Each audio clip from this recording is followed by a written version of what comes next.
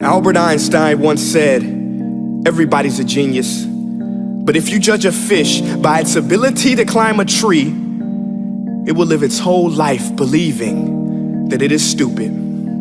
Ladies and gentlemen of the jury, today on trial we have modern day schooling. Glad you could come. Not only does he make fish climb trees, but also makes them climb down and do a 10-mile run. Tell me, school, are you proud of the things you've done? Turning millions of people into robots, do you find that fun? Do you realize how many kids relate to that fish?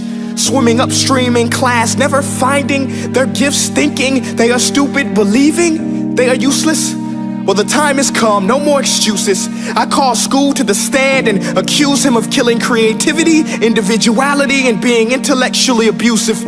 He's an ancient institution that has outlived his usage. So, Your Honor, this concludes my opening statement, and if I may present the evidence of my case, I will prove it. Proceed. Exhibit A. Here's a modern day phone. Recognize it?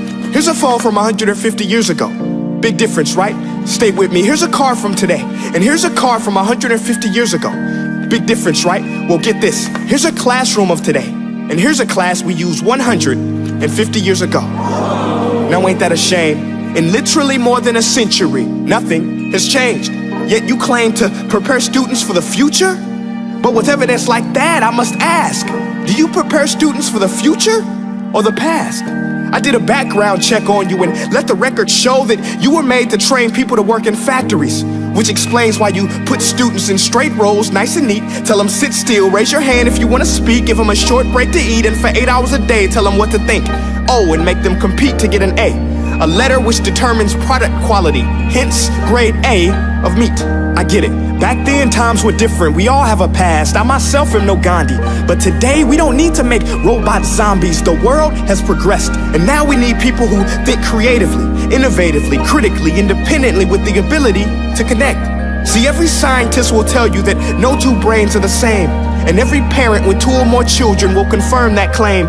So please explain why you treat students like cookie cutter frames or snapback hats, giving them this one-size-fits-all crap. Watch your language. Sorry, Your Honor, but if a doctor prescribed the exact same medicine to all of his patients, the results will be tragic. So many people would get sick, yet when it comes to school, this is exactly what happens. This educational malpractice, where one teacher stands in front of 20 kids, each one having different strengths, different needs, different gifts, different dreams, and you teach the same thing the same way? That's horrific. Ladies and gentlemen, the defendant should not be acquitted. This may be one of the worst criminal offenses ever to be committed. And let's mention the way you treat your employees. Objection. Overruled. I want to hear this. It's a shame. I mean, teachers have the most important job on the planet, yet they're underpaid? No wonder so many students are short-changed. Let's be honest, teachers should earn just as much as doctors, because a doctor can do heart surgery and save the life of a kid, but a great teacher can reach the heart of that kid and allow him to truly live. See, teachers are heroes that often get blamed, but they're not the problem. They work in a system without many options or rights. Curriculums are created by policymakers, most of which have never taught a day in their life. Just obsessed with standardized tests. They think bubbling in a multiple choice question will determine success. That's outlandish. In fact, these tests are too crude to be used and should be abandoned, but don't take my word for it.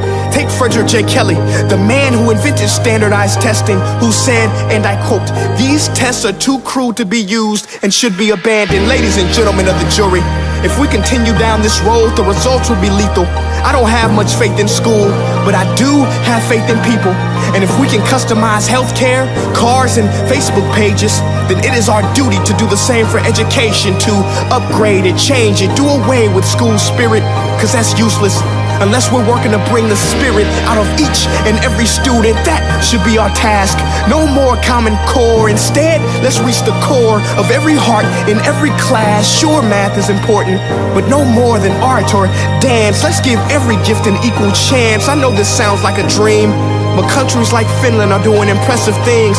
They have shorter school days, teachers make a decent wage, homework is non-existent, and they focus on collaboration instead of competition. But here's the kicker, boys and girls. Their educational system outperforms every other country in the world. Other places like Singapore are succeeding rapidly. Schools like Montessori, programs like Khan Academy, there is no single solution. But let's get moving, because while students may be 20% of our population, they are 100% of our future. So let's attend to their dreams, and there's no telling what we can achieve. This is a world in which I believe, a world where fish are no longer forced to climb trees.